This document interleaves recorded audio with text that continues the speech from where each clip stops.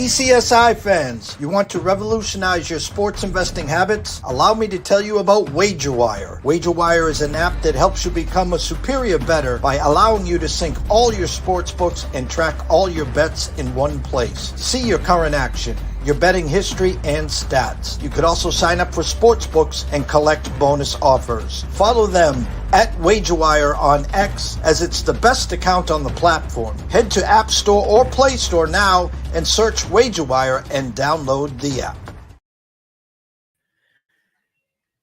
Good afternoon, sports fans from all around the globe. I am the host, Jeff Dawson, East Coast Sports Investors, and it's that time of the week for Three Men in a Box NCAA Baseball show with none other than Quentin Mills and Matt Grissom, both of the NCAA Insiders. Friday, April 19th, 2024. Last week, we had a special part to our show as Q was driving home from work. And thank God, no accidents, no nothing, but we had an amazing show. And this week, I don't know if Matt's trying to one-up him. I mean, because I know driving a car is one thing, but when you get on a golf course and drive a golf cart, God knows what's been going on through the first 8 holes here. But anyways, we're going to be live with Matt as well, golfing. So maybe he'll give us a few pointers on his golf game as well there. But first and foremost, a shout out to WagerWire, our proud sponsor and partnership. If you haven't downloaded the app, please head on over to Google Play or wherever you download the apps. It's free. Get acquainted to the app. Scroll down to the bottom. Download all the sports books that are available in your state. Take advantage of the promos, the match plays, etc. If you're looking for a little flash cash, send a email to affiliate@wagerwire.com. Tell them JD from ECSI sent you.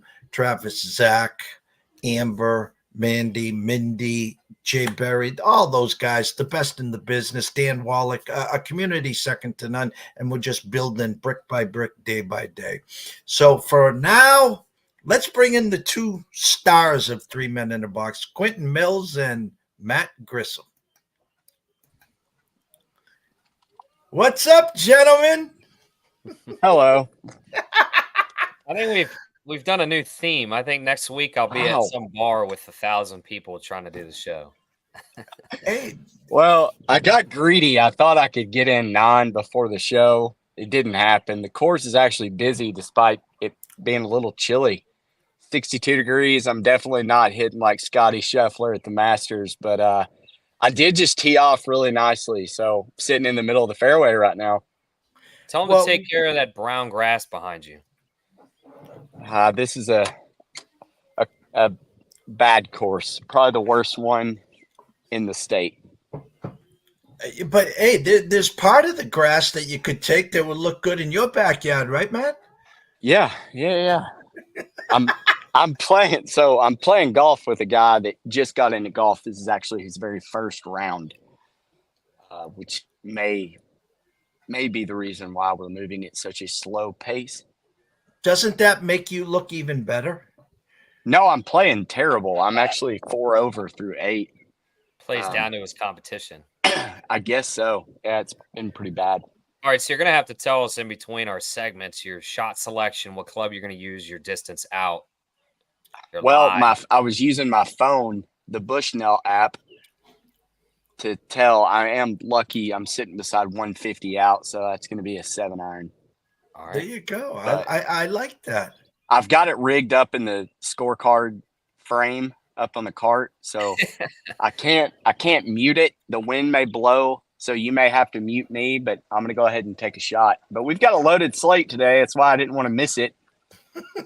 Well, let's go right up to Q with a little flashback as Scotty Scheffler Jr. gets ready to hit a 7-iron into about $150. It doesn't look like the wind is blowing that bad, and that I hope that was a practice swing. If it was quick, that's a doctor's swing. This is a whole new, like, don't talk in somebody's backswing. I'm talking in my own backswing. Well, we'll let you hit, and then we're going to bring Q on. So go ahead. Sounded solid, maybe a little fat. Yeah, went a little fat, went a little left, but we're playable. Here we go. What? Where are we at? We on the fringe? We're on the left side rough? No, left side, about 10 feet out of the green. All right. But anyways, we're not here to talk about my golf game. We're here to talk about college baseball. Get one hole in. I got a question from Russell Ambrose. Vols minus 125 today or tonight. Thoughts?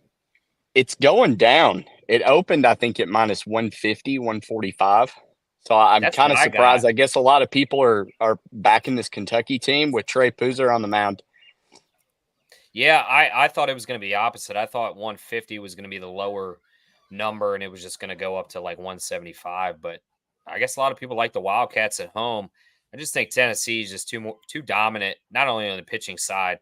You know, they have probably 3 or 4 number 1 guys on any other team, but they also just have probably the best offensive lineup in college baseball right now, you know, with the exception of maybe Oregon State and a couple other spots. But hands down, I know this is a big spot for Kentucky, but they had this happen last year where they started off really well and they started losing to the upper echelon of the SEC. And I think it's going to be, again, the similar situation. Kentucky plays good fundamental baseball.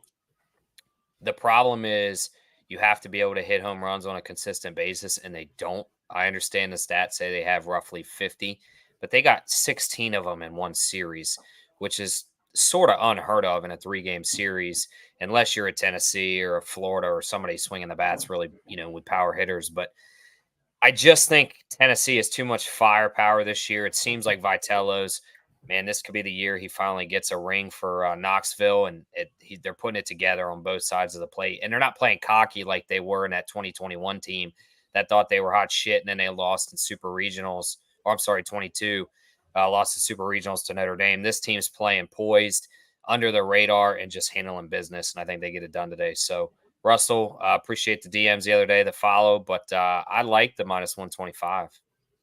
Matt?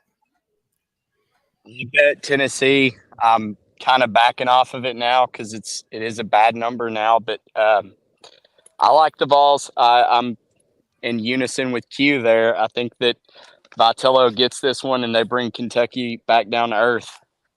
But I said it on our show. If Kentucky somehow sweeps Tennessee, you better run to the ticket booth and bet Kentucky to win the national championship. This is baseball. This isn't basketball. Well, they haven't won it in basketball either. Maybe since Pope played for them. Yeah, exactly. Q, big weekend last weekend. So as Matt gets ready, Matt, you haven't putted yet, right? It looks like you're in the woods here. Yeah, I had to go way over in the woods. This is iconic. I kind of wish somebody at the Masters had this type of footage.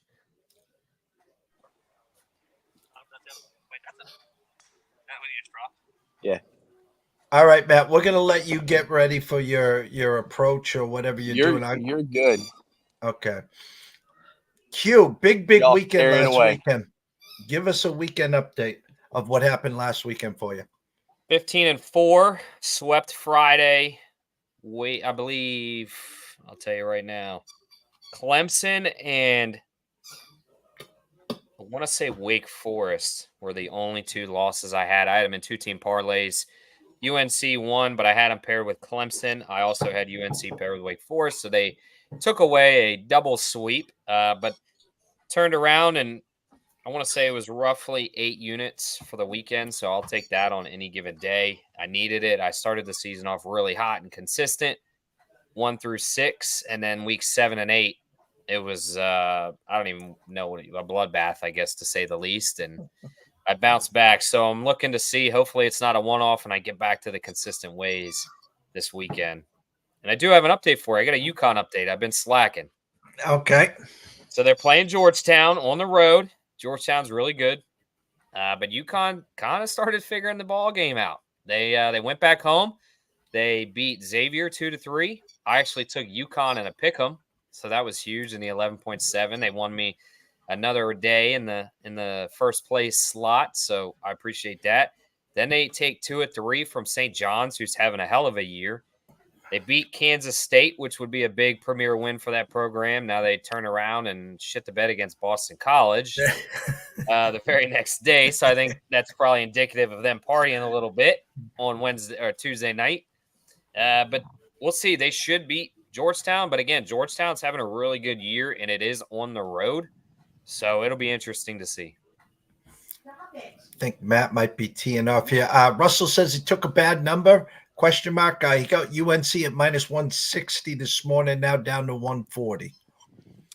Yeah, I did the same thing. I wouldn't sweat it. There's a lot of movement between these teams. I know in a group chat.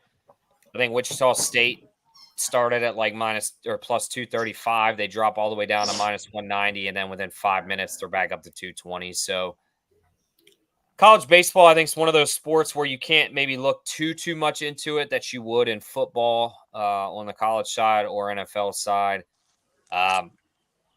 It's hard to tell which is going to be the bad number, right? Do you jump on it early and expect the team to, explode on the number? Sometimes you get lucky and it drops, or, you get the lower number as it's sitting at 175. But then other times, you're just on the bad side of it and you catch a minus 160 when the team's out of minus 140. It's just hard to say. It really is. But unless you got like 50 to 60 points worse, I don't think there's that crazy of a line in college baseball. No, I think you're I do like North Carolina. I do too. Sorry, I do like North Carolina to bounce back today. They probably shouldn't have lost last night. Just another collapse of bullpens. NC State got hot, ended up with a walk-off. You're talking about a sport again, unlike like the NFL, college football, even college basketball, the high volume sports here where a college baseball game, a premier lacrosse game, it only takes one or two, Matt Grissom's and Quentin Mills to walk to the window to move a number. So again, sometimes I call it corrected numbers, where a team they might be looking for the other side money. So let's inflate the favorite here and hope to trigger some money on the underdog, which it looks like probably happened again on UNC, and the same thing with the Vols today as well. Yeah, just to put a number perspective on that, it only takes a couple $100 to move a college baseball line, whereas it would take just for example, 50 grand to move, maybe a college football line. So again, don't think too much into it. I mean, immediately I would look and see if the number is plummeting. Is there a major injury? If you don't see anything, and it's getting to the point where the sport is broadcasted enough, like you would be able to see if a major guy, got hurt. For example, like if Wake Forest lost Chase Burns today, for some whatever reason, he tripped down the stairs headed to the stadium. That's going to be obviously public news and quick. So you can find that right there. Oh, but it doesn't take much as long as there's no major injury. Don't think too much into it. So Matt's bringing out the whooping stick. What do you saw it? Another tight fairway. Oh dear! Got to go straight down the middle like the last one. Nice little draw. Matt, what do you think you carry off the tee? Well, on that one, not very far. Let me tell you, it was a slice into the woods, right? I think it stayed up on the left side, but yeah, right in my backswing, there was Quentin. Well, Matt, what used to commentary if you're going to play on the live tour? Not good. It's not good. All right, Matt.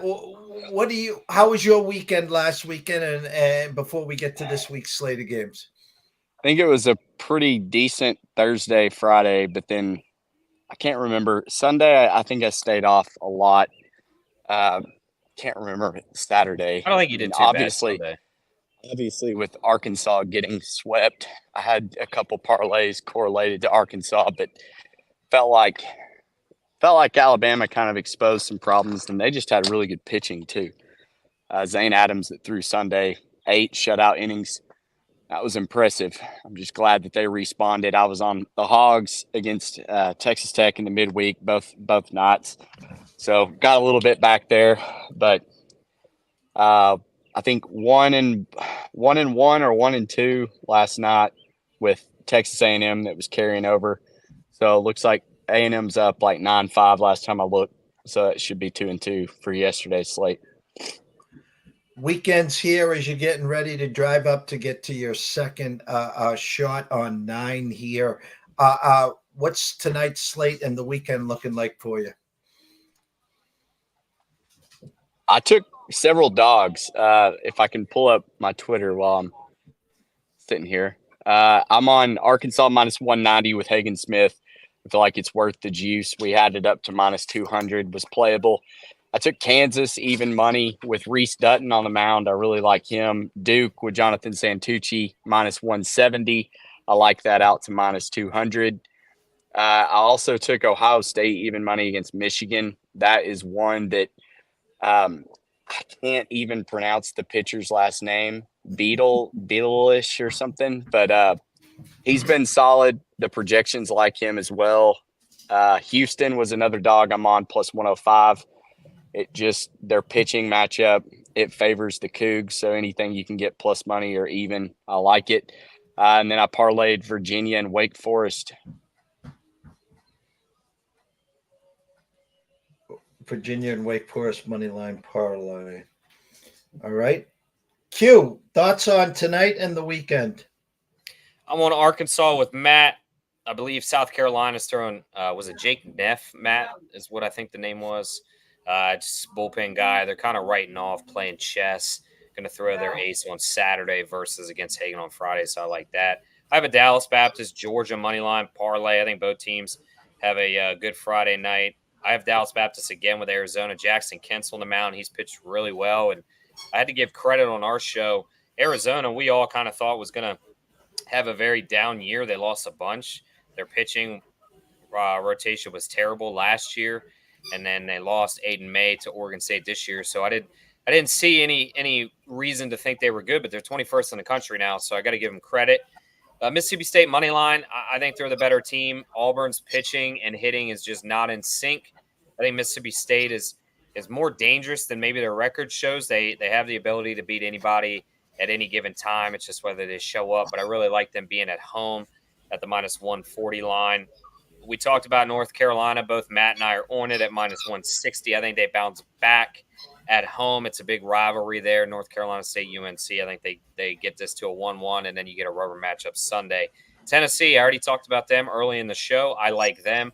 I think they're just going to overpower Kentucky at the plate. If it gets into a shootout, I don't think Kentucky has the horses to make the long haul. I have Virginia. I like that with Virginia's playing Georgia Tech. I have them in a UVA LSU moneyline parlay.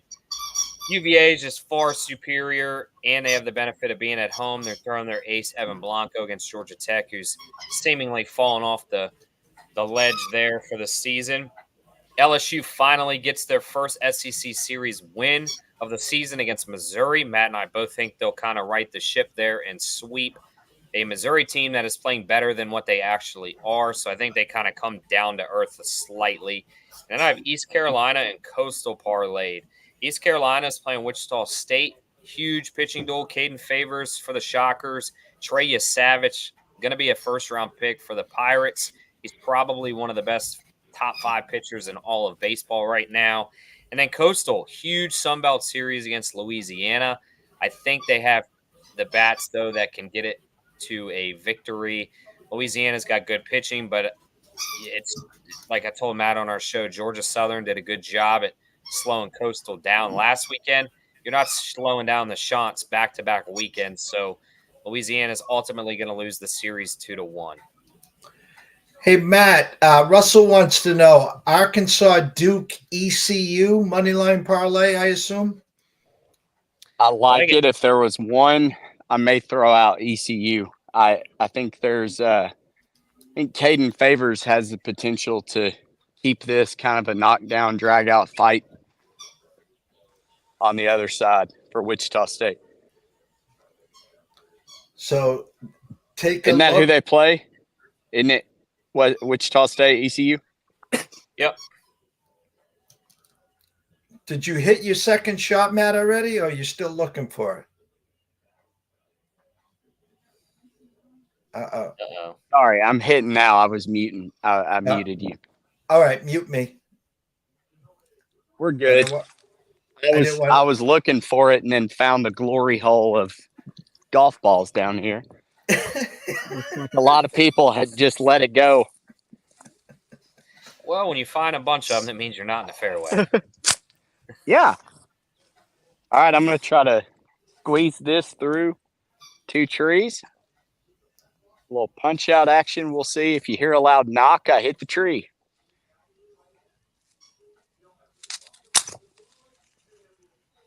No tree? No there tree. we go. We're out. We're in the fairway, boys. What's your club choice when you're trying to punch it? I like a 7. I hit a 5. I had to keep it low. These pine trees are droopy. It's Arkansas pines. Matt, you talked about Arkansas getting swept. So is there a new sheriff in town at number 1? Yes, Texas A&M. They continue to make magic happen, both offensively and on the mound. Ryan Prager. Although I think Prager got beat up by Alabama, if I'm not mistaken. They were down 5-0 in the beginning. And then, of course, 11.7 tweeted out that Alabama could be a real problem, and then turn around and they give up 9 runs after that. Jeff, I'll point that out. I even last night on our show, I had said I was afraid A&M on the road was going to kind of have that bad start. Prager hadn't had it. But that just tells you and gives a testament to how good they are. Typically, when your starter has a bad start, you lose that game. They go down 5-0, and then you blink and it's 9-5. I mean, that's just nothing hurts that team. So you're saying they're well-rounded in both sides? Oh, yeah. Pitching, deep bullpen. Their starters Friday, Saturday, and Sunday are all solid guys. Prager's a true ace. The other guys are bona fide number 2s that just go out there and just throw the baseball and have great results. But offensively, they're a wagon. I mean, Chase Lavalier, Braden Montgomery, they've got some other guys. They can just mash the ball. So a 5-run deficit is nothing to them. That's 2 or 3 swings of the bat and they're back in the game. So that just gives a testament to how good they actually are. I'm just showing you guys. There's my divot. The flag stick is directly behind that pine tree that I just went right through to land on the green. I'll update you as soon as I get back up there. Beautiful. Pretty good golf shot, they'd say. I feel like we're watching the match. Matt, before you get up to putt 9, we can do it this way for you to make it easier on you. What's the weekend look like? Is it going to be filled with golf, or was this a get out on Friday for a quick 9 and going to be locked and loaded in the TV room for the weekend? Yeah, this is going to be appointment television for college baseball, not golf. So this was a get out and go while we had a few hours, and then we're all doing dinner tonight. My wife and my 2 buddies, their wives are all friends, and we started a little supper club. We get together twice a month, cook and hang out, watch baseball. Sounds like a plan. Matt, where can they find all your work? And I'm going to let you putt. How's that? Go check out collegebaseballinsiders.com. We're doing a lot of cool things.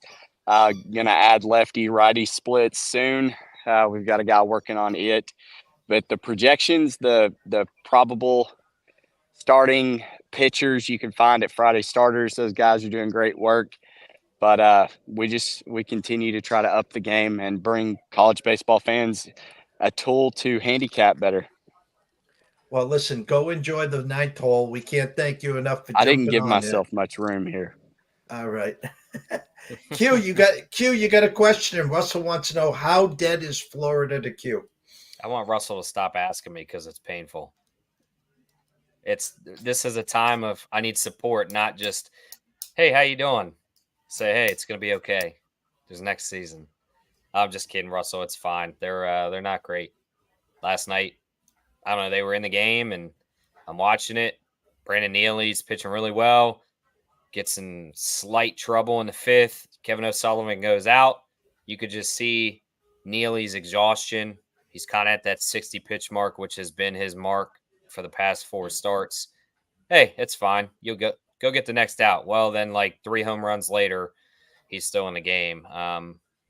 Coaching blunders just at the plate. They're almost being too aggressive. There's that line of not being too aggressive, but then not being too conservative. They just can't find that happy medium.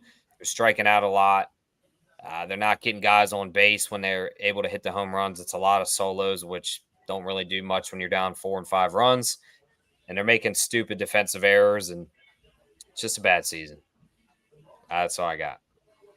Oh, what happens if you go out and you win the SEC tournament?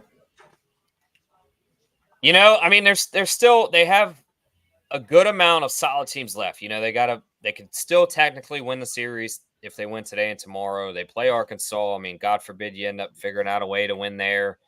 A couple other matchups. They have the ability to turn this around. I'm just not faithful in it. I don't think even their ability to make that run, if they limp into the SEC tournament, then make the run, I just don't see it. It's just kind of one of those. If I'm Kevin O'Sullivan, I'm trying to get through the season, and from good information, they missed out on a couple guys last year named Billy Amick and Braden Montgomery, literally just on cash amounts. Florida baseball is probably the most successful sport currently at the University of Florida. You got to open the checkbooks. They get you to the College World Series last year with bona fide talent. Those talented guys leave. Well, you see what happens when you don't have top-tier talent like A&M, like Tennessee, where these guys are going. And I just hope they open the checkbooks and they write for these NIL deals and make, you know, Florida baseball continue to be relevant. If not, it's going to be a steady decline. You just can't, in this day and age, recruit high school kids and make it work. It's just, you got to get those top-tier talented guys to equally mix in there. So we'll see. But if I'm Kevin, I'm hitting the portal phone calls secretly now. All right, Matty, just in time for your closing thoughts, brother. Good weekend, good slate. There's going to be a lot of serious handicapping going on. So if the team loses today, go ahead and bounce back and take them tomorrow. That's all I got to say. Because like Tennessee, Kentucky, whoever wins today, the opposite probably wins tomorrow. And then Sunday, the rubber match will be all hands on deck from the bullpens. But I give the nudge to Tennessee. Same for Arkansas. I feel like we get the win tonight. South Carolina probably wins tomorrow, and then we'll see which Brady Tiger shows up in Game 3. But we've got pitching depth for days. I'm a little worried about how we hit with Cole Messina and Ethan Petrie, those guys. So we'll see. But follow us on Twitter at Grissom on X, not Grissom on a golf course. And cash some tickets. I finally got back into double-digit units, though. That felt good. Well, good for you. And thank you for joining us today. Hey, thanks for putting up with me. Always a pleasure, Matt. And Q, your closing thoughts. Follow me at Q Millie. That's 3 L's, 2 Y's. Follow NCAA Insiders. Go check out our website. Go to our YouTube. Like and subscribe. We need those subscriptions. We've got, you know, several thousand followers amongst, you know, all of us, but we've only got about 105 subscriptions. So something's not adding up there in the insider math world, but we appreciate all the support. Let's get this growing. And like Matt said, let's bring college baseball gambling to kind of all encompassing website. And, you know, again, you're not necessarily buying picks from us. You know, we just happen to give great insight. And we post our plays and we win money. But we want to, you know, be the best analytical guys out there in college baseball, and that's what we're striving to do. So help us grow and help us achieve that. And a shout out to Russell Ambrose. Great job with all the questions. That's what we're here for, guys. The more questions, the better for Q and Matt. Shout out to Quentin Mills at Q Millie. That's 3 L's, 2 Y's, and of course, Matt Grissom at Grissom on X, not the PGA. And of course, they're both on NCAA Insiders. For myself, Jeff Dawson, Quentin Mills, and Matt, we wish everyone a blessed day and better weekend. Let's cash some college baseball tickets, and we will see you soon.